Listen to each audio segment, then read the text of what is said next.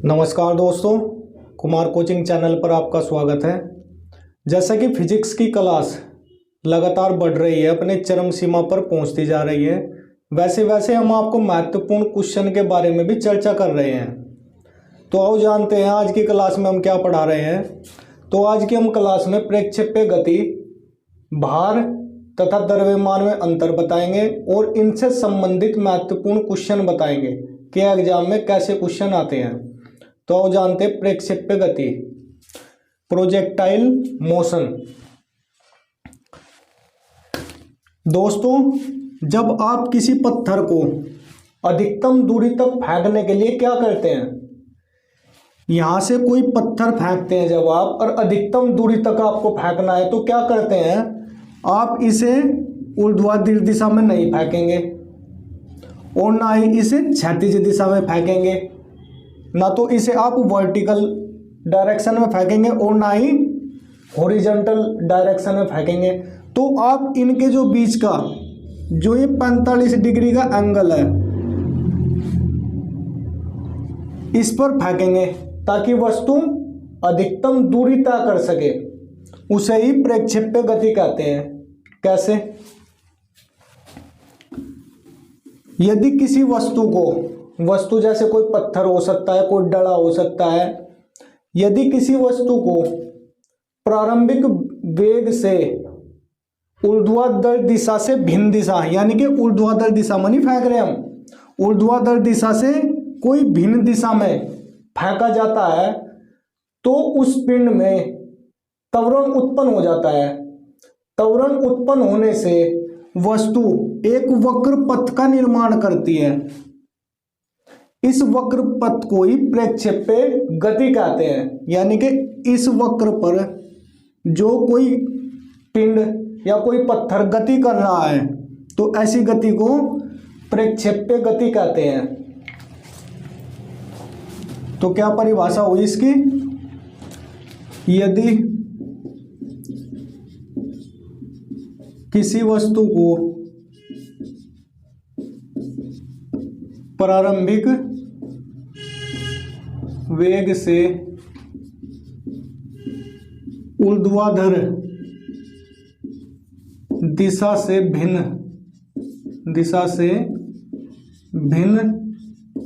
किसी दिशा में फेंका जाता है,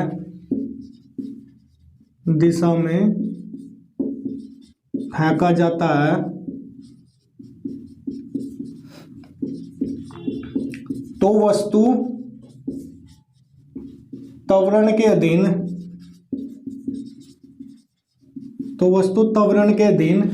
एक वक्र पथ का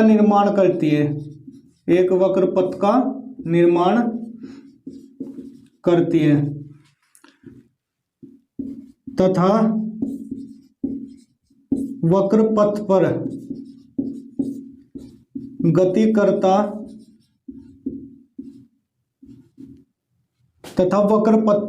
करना प्रक्षेप्य गति कहलाता है। मान लिया कोई वस्तु को, मतलब ऊर्ध्वाधर नहीं है वो ना तो वर्टिकल है ना वो हॉरिजॉन्टल है, यानी कि ना तो वो ऊर्ध्वाधर दिशा में फेंका गया और ना ही क्षैतिज दिशा में फेंका गया।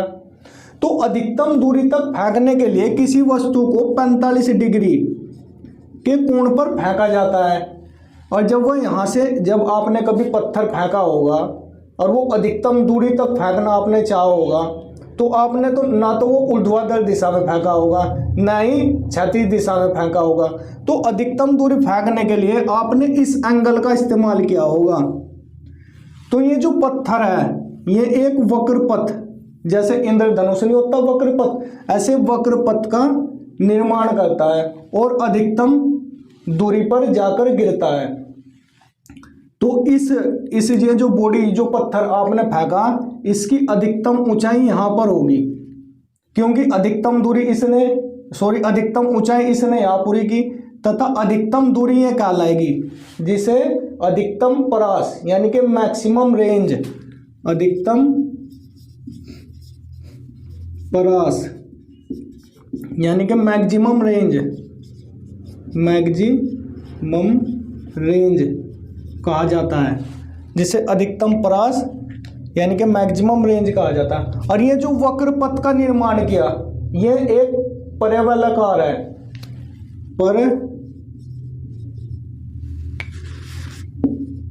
परवलयाकार यानी कि पैराबोलिक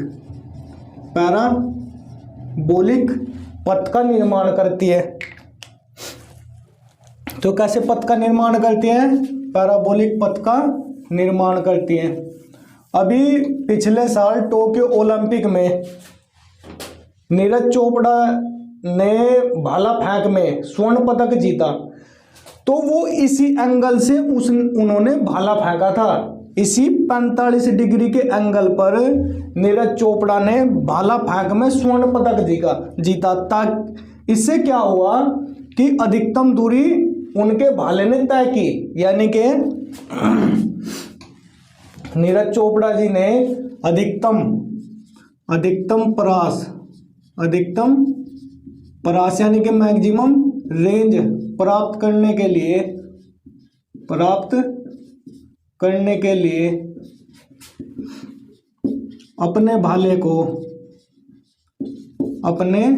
भाले को 45 डिग्री के कोण पर फेंका ताकि अधिकतम दूरी तय कर सके। तो अब आपने जाना कि उन्होंने भाला फेंक में कैसे स्वर्ण पदक हासिल किया। अब नंबर अगली कंडीशन, वक्र प्रक्षेप्य गति का वक्र कैसा होता है? तो वक्र कैसा होता है? परवलयाकार यानी कि पैराबोलिक होता है। अब जानते हैं इसकी अलग उदाहरण। इसके नंबर 1, तोप से छूटे गोले की गति। मान लिया यहां पर टारगेट है और यहां पर कोई तोप है। जब इस तोप से यहां पर टारगेट है तो तोप सीधा ऐसे नहीं गोला छोड़ेगी, तोप ऐसे गोला छोड़ती हुई इस टारगेट को अचीव करेगी। यानी कि तोप से छूटे गोले की गति कैसी होती है? प्रक्षेप्य गति यानी कि परवलयाकार गति यानी कि पैराबोलिक गति। नंबर अगला, रॉकेट से ईंधन समाप्त हो जाने पर, फ्यूल समाप्त हो जाने पर, ईंधन समाप्त हो जाने पर रॉकेट की गति कैसी होती है?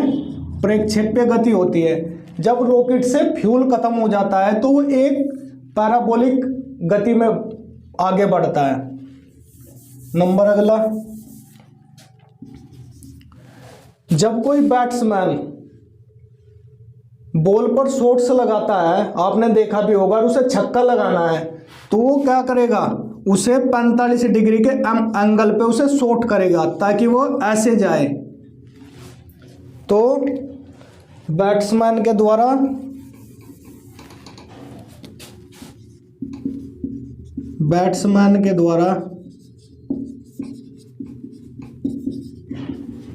बॉल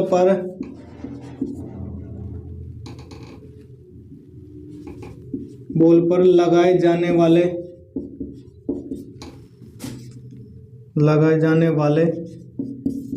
बल के कारण बॉल का परवलयाकार स्थिति में जाना,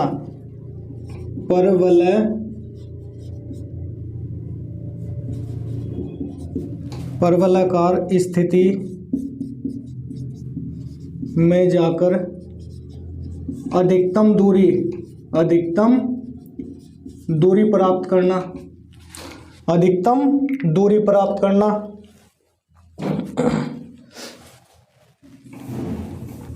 अगले हो गए, यदि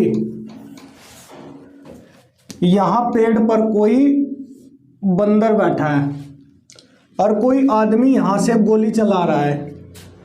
अगर बंदर नज़दीक नहीं है, कुछ दूरी पर है, तो यहाँ से जो कोई आदमी गोली चला रहा है, अगर बंदर ज्यों का तू यहाँ पर बैठा होगा तो गोली बंदर को नहीं लगेगी।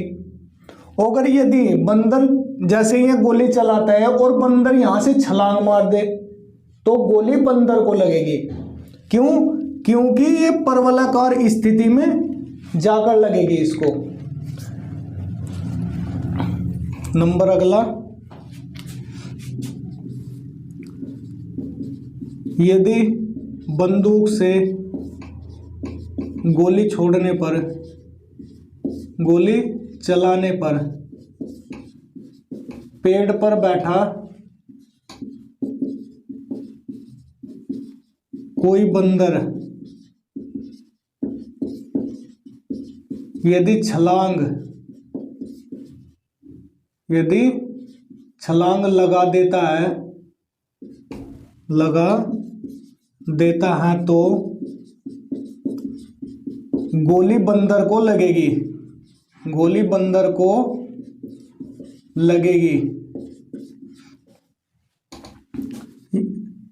लेकिन यदि वह वहीं पर बैठा रहता, वह वहीं पर बैठा रहता तो गोली नहीं लगती, तो गोली बंदर को नहीं लगती। क्यों? क्योंकि गोली परवलयाकार स्थिति में जाएगी, पैराबोलिक स्थिति में जाएगी, यानी कि प्रक्षेप्य गति करती हुई गोली जाएगी। नंबर अगला,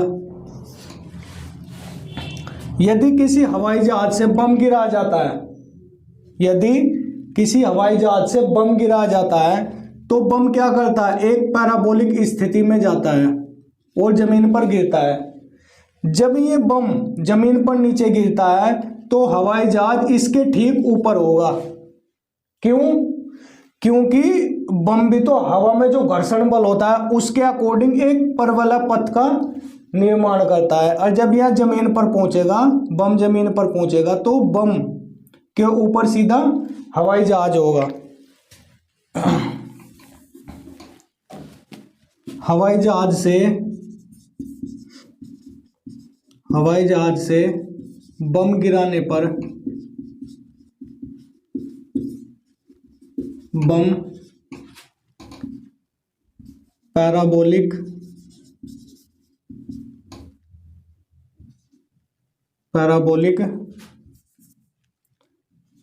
गति करता हुआ जब पृथ्वी या जमीन पर पहुंचेगा तो हवाई जहाज ठीक बम के ऊपर होगा।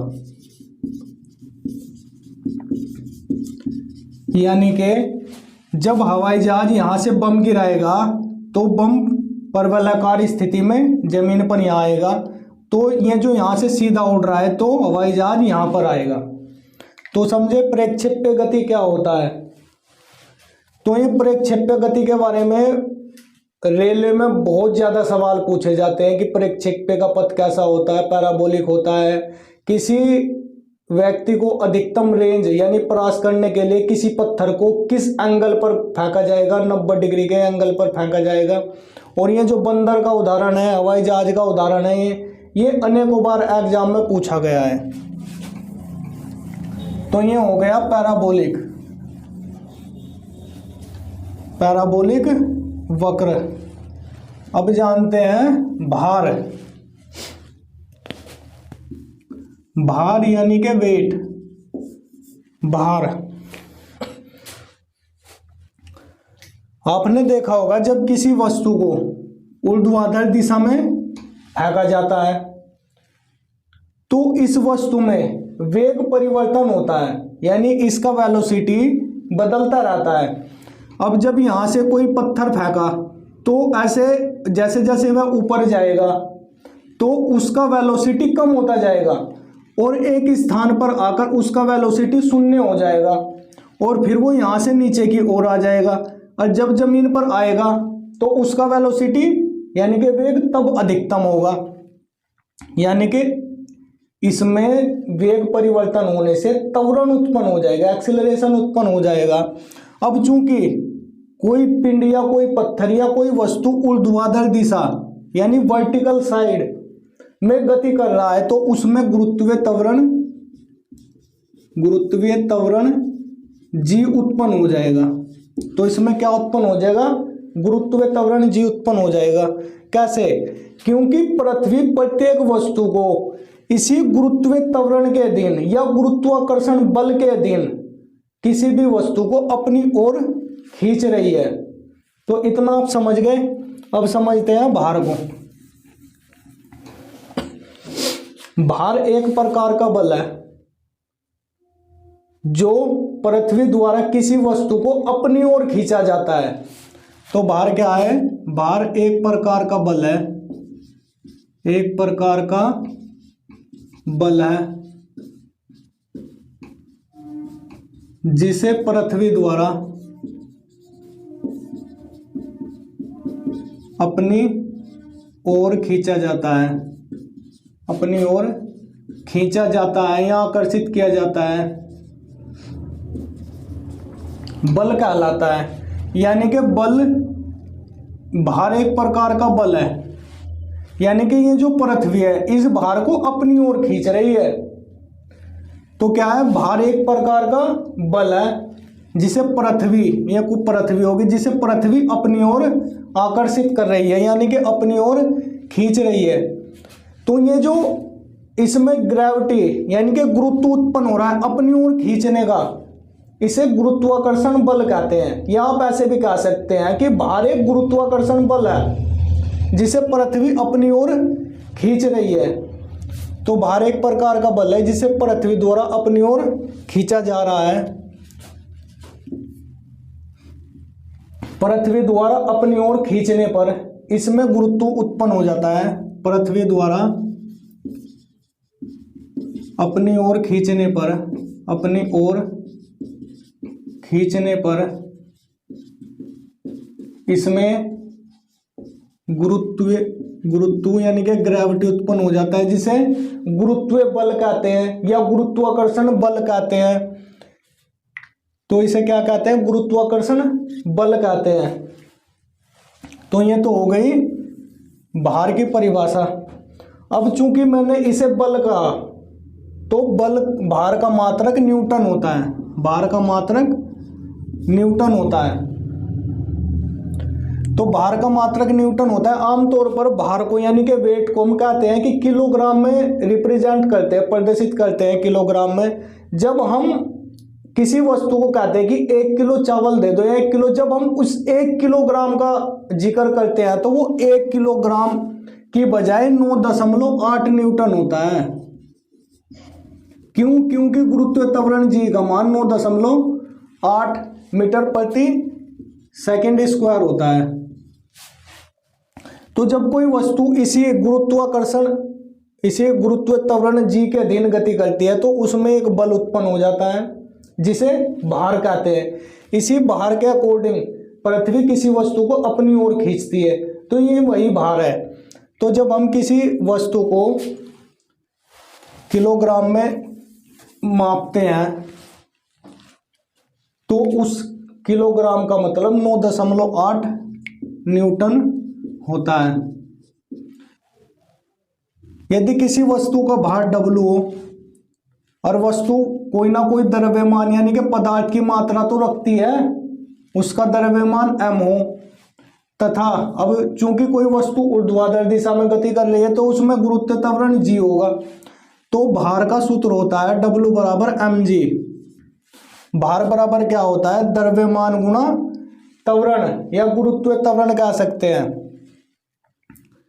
अब यहां से इसका सूत्र मात्रा कौन निकालता है? द्रव्यमान का क्या होगा? Kilogram, KG. गुरुत्व त्वरण का मीटर प्रति सेकंड स्क्वायर। तो इसका मात्रक क्या होता है, किलोग्राम मीटर प्रति सेकंड स्क्वायर होता है। अब यहाँ से गुरुत्व त्वरण जी का मान, या गुरुत्व त्वरण जी का मात्रक क्या होता है, एक तो होता है मीटर प्रति सेकंड स्क्वायर। अब यहाँ से ओम निकालो तो जी बराबर क्या हो जाएगा, W/m। तो क्या होगा, न्यूटन प्रति किलोग्राम होगा। तो गुरुत्व त्वरण जी का अन्य मात्रक न्यूटन प्रति किलोग्राम होता है और मीटर प्रति सेकंड स्क्वायर होता है, और बाहर का मात्रक न्यूटन होता है। अब जानते हैं द्रव्यमान यानी कि मास क्या होता है।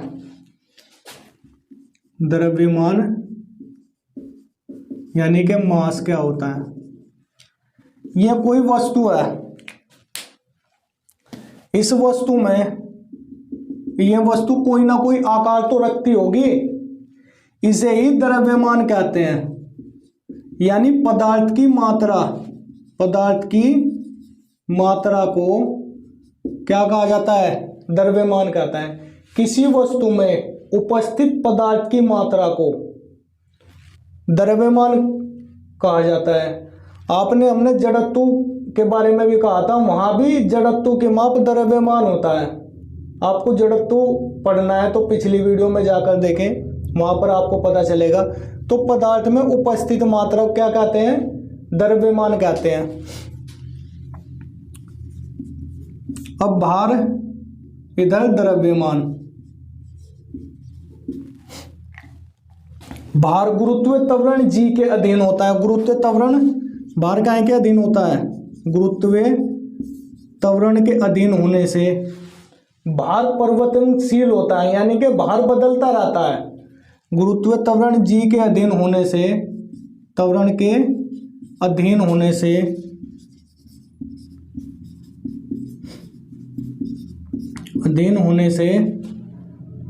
भार बदलता रहता है, यानी कि परिवर्तनशील होता है।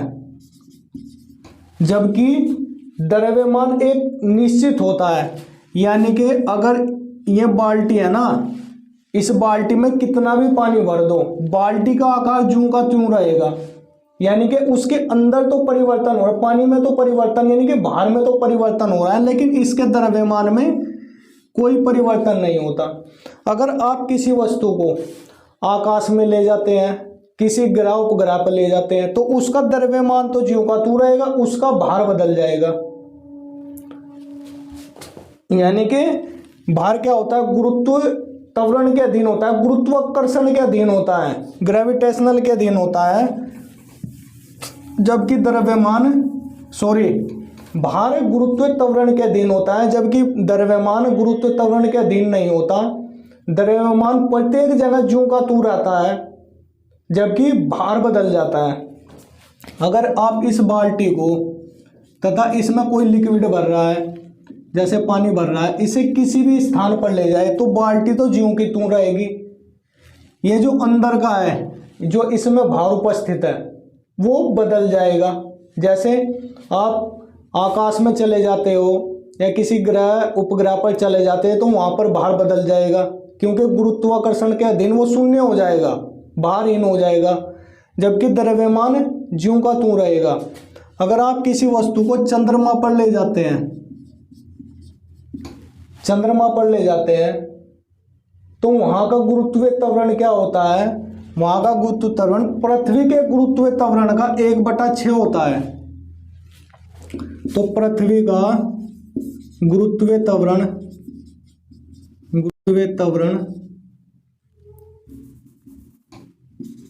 चंद्रमा का गुरुत्व त्वरण पृथ्वी के गुरुत्व त्वरण का 1/6 होता है। यानी कि पृथ्वी पर अगर यदि किसी आदमी का वजन 60 किलोग्राम है ना, तो 1/6, तो 6 से 60 गए, यानी कि 10 किलोग्राम ही बचेगा। यदि किसी आदमी का वजन पृथ्वी पर 60 किलोग्राम है तो चंद्रमा पर उसका वजन 10 किलोग्राम होगा। यानी कि मेरा कहने का ये मतलब है कि भार तो परिवर्तनशील है गुरुत्व त्वरण के अधीन होने से, लेकिन द्रव्यमान प्रत्येक जगह निश्चित रहेगा। मात्रक अक्सर पूछे जाते हैं। अब वो ट्रेंड चले गया जब एक सवाल का एक मात्रक, जैसे भार का मात्रक पूछ लिया, किसी एक का पूछा जाता था। अब मिलान के लिए आते हैं तो आपको सभी के मात्रक जानने होंगे।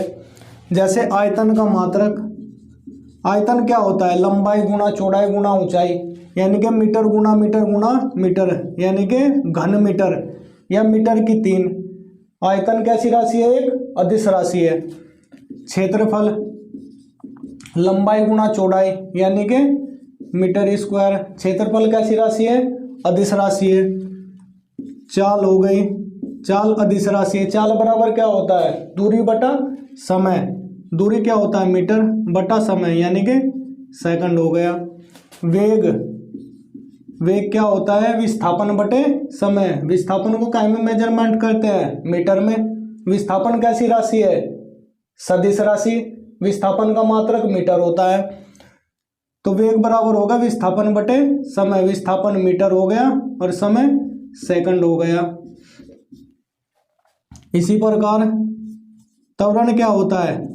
वेग परिवर्तन बटे समय या समयांतराल। वेग परिवर्तन यानी कि मीटर प्रति सेकंड और बटे सेकंड, तो मीटर प्रति सेकंड स्क्वायर। बल, बल का सूत्र न्यूटन के तीसरे नियम से, न्यूटन के दूसरे नियम से F बराबर ma प्राप्त होता है। तो वैसे तो बल का मात्रक न्यूटन होता है MKS पद्धति में, CGS की पद्धति में डाइन होता है। इन दोनों में संबंध क्या होता है कि 1 न्यूटन होता है 10 की पावर 5 डाइन होता है। इसका मात्रक अन्य होगा द्रव्यमान का किलोग्राम और त्वरण का मीटर प्रति सेकंड स्क्वायर, यानी कि किलोग्राम मीटर प्रति सेकंड स्क्वायर। ये हो गए। और हमने क्या कौन कौन सी राशि आपको पढ़ा दी? आवेग, आवेग बराबर क्या होता है? बल गुणा समय अंतराल। समय का अंतराल, बल का मात्रक न्यूटन होता है, समय का मात्रक सेकंड, तो न्यूटन सेकंड होता है। संवेग आपको पढ़ा दिया। आवेग कैसी राशि है? सदिश राशि। संवेग भी सदिश राशि है। संवेग बराबर क्या होता है? द्रव्यमान गुणा वेग होता है। द्रव्यमान का क्या मात्रक होता है? किलोग्राम। वेग का मीटर प्रति सेकंड होता है। ये हमने आपको पढ़ा दिया है। भार, नोट करके एक सबसे जरूरी फैक्ट लिखिए, नोट करके भार की परिभाषा मैंने आपको भार में तब नहीं बताई, अब बता देता हूं, नोट करके लिखिए। भार की परिभाषा न्यूटन के तीसरे नियम। न्यूटन का तीसरा नियम कौन सा? एक्शन रिएक्शन लॉ, यानी क्रिया प्रतिक्रिया नियम से प्राप्त होती है। भार की परिभाषा न्यूटन के तीसरे नियम से प्राप्त होती है।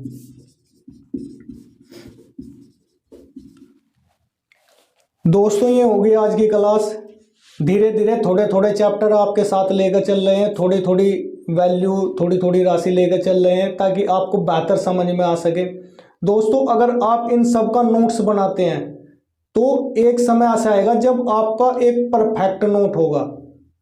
उस नोट को आप पढ़ने से इस देश में होने वाला कोई भी एग्जाम आप क्लियर कर सकते हैं।